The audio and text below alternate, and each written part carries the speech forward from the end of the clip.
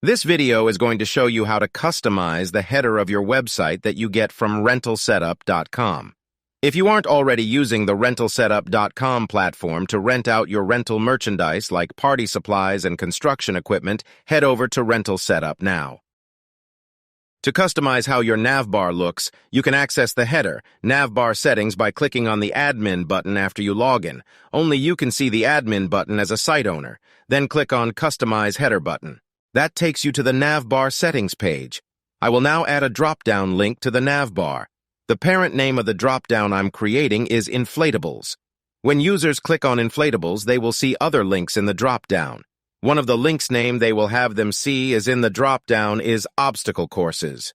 I want the user to see all my obstacle courses, so I will attach a category page. I go to a product page that's an obstacle course, and after it loads, I click in the breadcrumb towards the top of the page. This opens a page of all the obstacle courses that has the category Obstacle Course. I copy the URL to paste into the link for the drop-down in the navbar. Now I will create another link for the same drop-down. It will be for a wet slide, and it will go to a wet slide product page. I'm going to look for the wet slide product that's on the home page so I can copy and paste the URL. While that's going on, I want to remind you to go to Rentalsetup.com to make your rental business website. Now that I'm back on the navbar setting page, I will paste in the wet slide page URL. Click the Save button and then refresh the page. And you can see the drop-down in the header. Now you can give your site visitors easy access to pages you want them to see more. Notice that when I clicked on Obstacle Courses, it opened the page that has the product categories of obstacle courses. If you want to see how to view your categories, keep watching till the end. Also, there's a whole video on categories on the Rentalsetup YouTube channel. Just so you know, you can make a link that's not a drop-down, and it doesn't have to be a link from your domain. Here, I will enter a Google link so it appears on the navbar without a drop-down. Oh, and by the way, you can see the links you've made lower on the page. Currently, you can make only 4 links to not clutter the header. You can see the Google link in the header. Now I will demonstrate how to spice up your header with color. I click on the Bar Color tab, and an input box appears.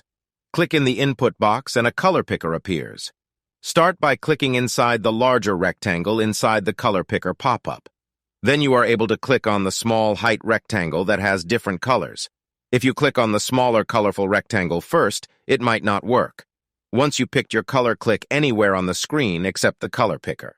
Then click the Submit Color button, and after a page reload, you will see the new color on the navbar.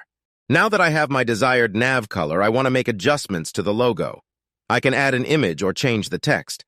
The default text logo is the subdomain you entered when you signed up to create your site.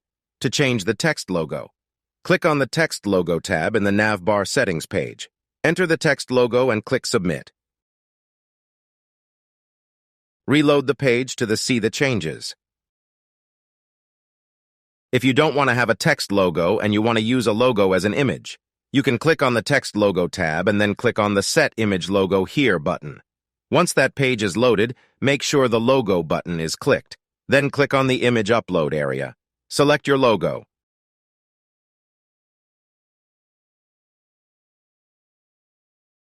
Make sure to refresh the page. Some things you should know are that for now, the max width size of a logo image is 200 px.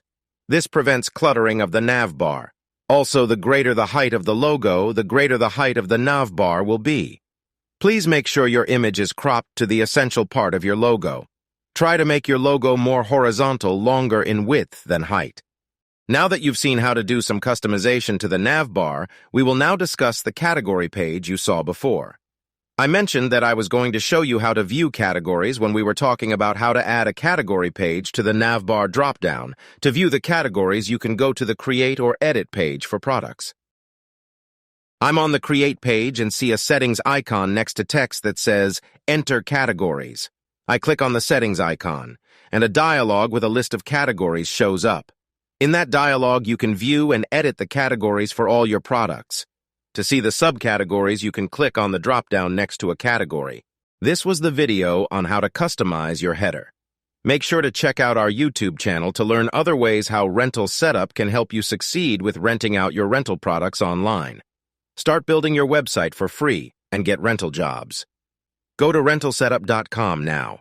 Email Jack at rentalsetup.com. Comment below for video requests.